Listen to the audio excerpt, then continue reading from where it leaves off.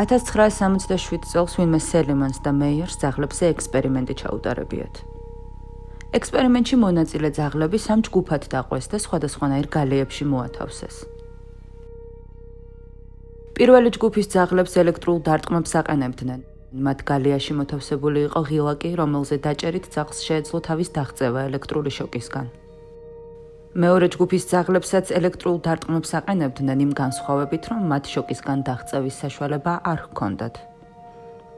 ძაღლებს უწევდათ ელექტრული შოკების ატანა. მესამე ჯგუფის ძაღლებს საერთოდ არ აყენებდნენ ელექტრულ დარტყმებს. ექსპერიმენტის მეორე ფაზაში ძაღლებს განსხვავებულ ორ ნაწილად გაყოფილ გალეაში ათავსებდნენ. ძაღლებს ელექტრულ დარტყმებს აყენებდნენ. ძაბვისგან თავის დასაღწევად საჭირო იყო დაბალი ბარიერის გადალახვა, რომელიც გალეას ორ ნაწილად ყოფდა. მეორე ჯგუფის ძაღლების უმეტესობა ექსპერიმენტის ამ ფაზაში ავლენდა პასიურობას. ისინი არ ცდილობდნენ თავის დაღწევას და ეგუებოდნენ ელექტრულ ძაბვას. მეორე ჯგუფის ძაღლებს ექსპერიმენტის პირველ ნაწილში არ ჰქონდათ კონტროლი გარემოზე. შედეგად მათ გამოიმუშავეს წინასწარი განწყობა, რომ მათ არ შეუძლიათ ელექტრული ძაბვისგან თავის დაღწევა. მაშინაც კი როცა ეს შესაძლებელი იყო.